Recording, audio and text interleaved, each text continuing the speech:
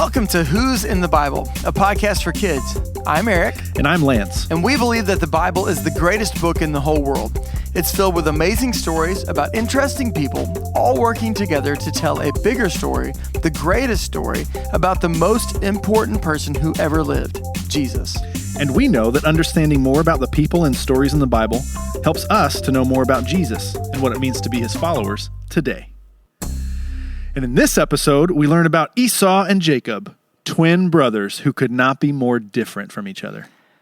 Really? So growing up, there was like these kids that went to my church, and their names, you know how they always have twin names? Oh, yeah. They were Danny and Donnie. Danny and Donnie. And Danny and Donnie looked exactly alike. And I always thought, that is so cool. Like, you could, like, share all the same clothes. Right. You could, like, pretend you're each other. Like, you see on all the movies and shows and stuff. Yeah, no, this is not a story like that. Oh. These guys are opposites in almost every way. So get your Bibles out, turn to Genesis chapter 25. You can pause the podcast if you need to, because we have a lot of reading to do.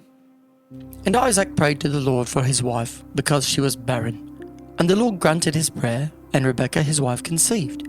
The children struggled together within her, and she said, "If it is thus, why is this happening to me?" So she went to inquire of the Lord, and the Lord said to her, "Two nations are in your womb, and two people from within you shall be divided. The one shall be stronger than the other, and the older shall serve the younger." Dude. So they're like fist fighting Inside their mother. the womb. And I know it's tight quarters. I don't know, like whenever you're like on a car trip, you guys probably know this and you're like too close to your brother for too long. Imagine like inside the womb. Right. You're like intertwined, basically. Yeah, and they're like wrestling. Oh my gosh. And so Rebekah, she's freaked out. She doesn't know what's going on inside of her. And so it's like she asks God, what's up? What's happening? It's a holy burrito in you. You should not have eaten that burrito. Right. So God answers her and he's like, I'll tell you what's up. You have two kids inside of you. There are twins. And not only are there two kids, they will become two different nations. They will be divided. Yeah. And the older will serve the younger. Well, this is like the world's first ultrasound. That's right. God takes a look inside. Yeah. He's like, let me tell you what's in there. Surprise! Children. Yeah. Well, yeah. When the original reader of the story would have heard that the older would serve the younger, that probably would have shocked them more than anything else.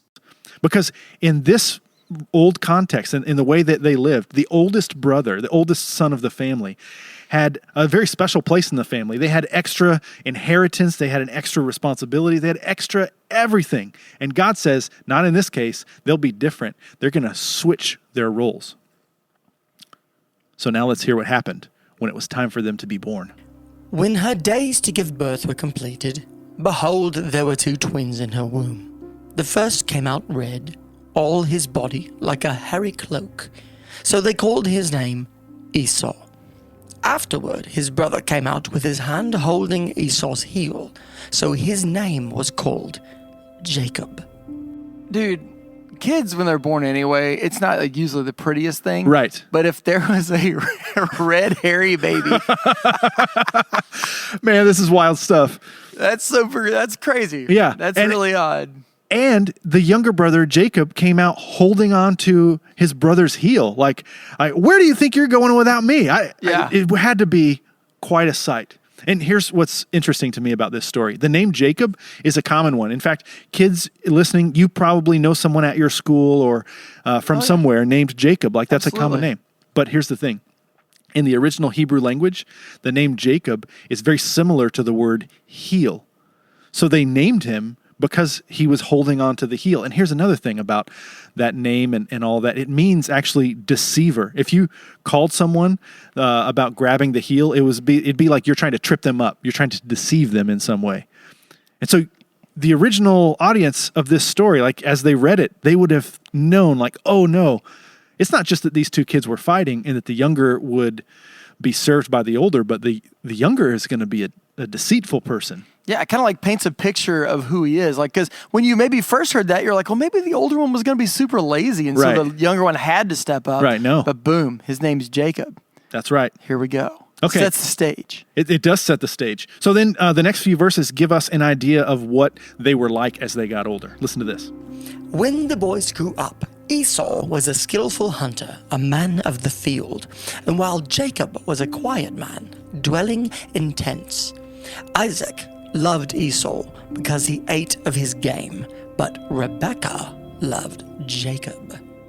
Got some drama going on. It's hard to not have favorites, but I think that sometimes like kids' actions can sometimes make them a favorite at the time, maybe, or something like that. But this seems like a long-term kind of situation. Yeah, it says very clearly that each of the parents had a favorite child, and Esau is like very manly, and he's real rugged and stuff, and he works hard, but then Jacob just kind of lives in the tent. I don't even know what that means. It's an odd thing. Like, when you think of Jacob, what do you think about? Well, he likes to hang out in tents a lot. Yeah. That's just a weird... It is strange. I hope that no one ever describes me as like, well, Eric, he likes to hang out in tents. He hangs out in tents. That'd be weird today. Yeah. Okay, so you would have thought, though, that God's special family, these people that he chose to work out his plan through, would probably act differently than this, right? You wouldn't expect God's people to take favorites and to parent this way and that these sons would be divided, but I got to tell you, the whole thing just gets worse. So the next story we read in Genesis 25, it tells a time when Esau had been out working in the field, working really hard, and he comes back, he's exhausted, he's famished, he hasn't eaten, and it says that he feels like he's going to die. He's so hungry. And you know what old Jake's been doing all day? Dwelling in a tent, probably. That's right. And in that tent, he's been cooking up lunch. Ooh. A nice stew, in fact. And Esau comes in, he's like, bro, I need a bowl of that stew so I don't die. And Jacob takes the opportunity. He says, I'll give you a bowl of this if you give me your birthright. Dude, oh my gosh. So he wants his birthright. Right. Like, what all is that going to entail exactly? So, yeah, remember I said that the oldest son of the family had a special place in the family. They got extra everything. So imagine they're going to inherit their father's wealth. And so let's say he has 12 gold bars. Okay. That's a lot of gold bars. I don't have any gold bars. Yeah, I have none. Yeah. So when he dies, if there were 12 gold bars and they were going to be divided up between the sons, you would expect it to go 50-50, like one would get 6 and the other would get 6. Yeah. But not so much in this culture. They would divide it into 3 parts, and the oldest son would get 2 of those parts and the youngest would get 1. Meaning, with 12 gold bars, Esau should receive 8 and Jacob should receive 4. That's the way this birthright thing worked. But dude is hungry. He doesn't care. And he says, what good is it to me if I die? So give me that stew.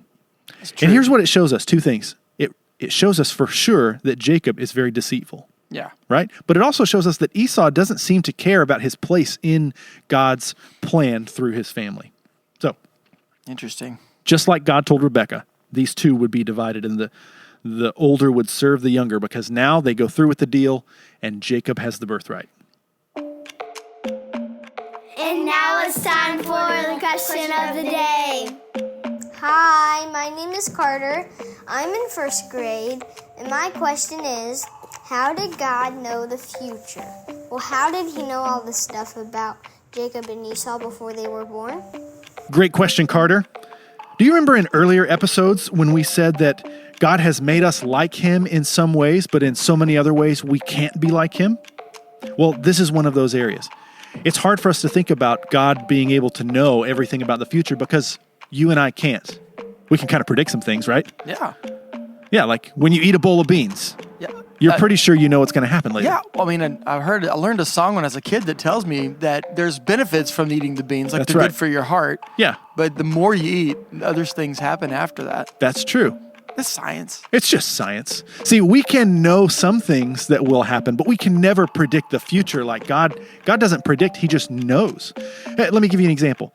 When school started in August of 2019, no one knew that school would stop after spring break and you wouldn't go back and you wouldn't meet because of the coronavirus and all of that. But you know what? God already knew that was going to happen. None of it surprised him because God knows everything. He's so different than us, and it can be difficult for us to understand what that's like. In the same way, he knew everything about Abraham's family, including Isaac and Rebekah and their 2 sons. He knew all of it and how it would play out. And it didn't stop him from choosing them to be part of his special plan to rescue and bless the world. Well, that's a good question, Carter. But now there's another story to Jacob deceiving Esau, isn't there? Yeah, and it's even more sinister. When Isaac was old, his eyes were dim so that he could not see. He called Esau his oldest son and said to him, "My son." And he answered, "Here I am." And he said, "Behold, I am old. I do not know the day of my death. Now then take your weapon, your quiver, and your bow, and go out to the field and hunt game for me, and prepare for me delicious food, such as I love, and bring it to me that I may eat, that my soul may bless you before I die." So Isaac, Yeah. mostly blind. Yeah, he's really old and blind. Behold, I am old. That's my favorite. That's a good way to start. Verse. Behold, I am old. Yeah, so it says that he's old and blind and ready to die, and he wants to bless his son Esau. Yeah, it's like a big moment. It is a big moment. This is a really big deal. Yeah, and Rebekah overhears the whole conversation. So here's what happens. Esau grabs all his gear, his hunting gear, and he loads up and he heads out to go hunt. And if you've ever been hunting, you know it can take a while. Yeah. Not my game. Yeah, right. So Rebekah tells Jacob, "Hey, listen, go get 2 goats from the herd. We don't have to hunt for those. They're just over there." Mm-hmm. So they grab them. They start cooking them. And she dresses her son Jacob up into Esau's clothes. And it's all an effort to deceive Isaac. Well, okay. Well, he's mostly blind. I don't think it really matters what clothes he's wearing. Like, Yeah. Esau was a very different kind of like dude. Like he was real hairy. Yeah, for he was sure. real gruff. Like maybe it was just like was he going to do like how, there's Bruce Wayne and then there's Batman's voice. It's like, right, Bruce change Wayne. his voice. I'm Batman. Yeah, so it actually says that Isaac thinks, "Hey, you don't sound like Esau. You sound more like Jacob. Come here." And he puts his arms around him and he smells him. And so that's why he was wearing Esau's clothes, because he smelled like him. That's tricky. And then they had also put goat skin with the hair on to Jacob's arms and hands and even his neck. And so Isaac was tricked because he felt that hairy goat skin all over him and was like, "Okay, this is my hairy redheaded son." Oh, And so you know what happens? He blesses Jacob instead of Esau. man. Very deceitful. And Rebekah was involved in this deceit. That's one of the things that's crazy to me. So Esau hears about it right after it happens. What do you think his response was? I bet he was just crushed because he was excited. Yeah. Like, this is my big moment. Yeah. Everything's leading up to this. Right. Wrong. So he gets so angry, he starts telling people, "I'm going to kill my brother as soon as Dad dies." Whoa. Yeah. It's crazy. That escalated quickly. Okay, so that leaves me with the same question, this tension that when I read this. Do you really think that the family God chose to work through would have been these people, that they would act this way? Do you think God was surprised by their behavior? Well, no. I mean, you've told us, we talked about that in Carter's question earlier, that God's not going to be surprised by any of this stuff. And that he was choosing these people, not perfect people, because he knows the truth about all of us. That's right. And so kids listening right now, God knows everything about your life. Even though you're young, he knows what your life will be like in high school. He knows what you will be like as an adult. He knows all the great things you're going to do in your life, but he also knows every single mistake that you'll make, the things that you will one day be embarrassed about. And do you think that stops him from loving you today? No. You think it stops him from loving you in the future? No. Just like God chose to love Isaac and Rebekah and Jacob and Esau, even though they weren't perfect, God loves you and me, even though he knows that we aren't perfect and we won't be. Oh, it reminds me of Romans 5:8. We've read it before. Mm-hmm. It says, "But God shows his love for us in that while we were still sinners, Christ died for us." You know what I think would be cool, Eric? What's that? What if we all said that together? So if you're listening, say that with us. But God shows his love for us, in that while we were still sinners, Christ died for us. Let's do it one more time. I think we should. Yeah. But God shows his love for us, in that while we were still sinners, Christ died for us.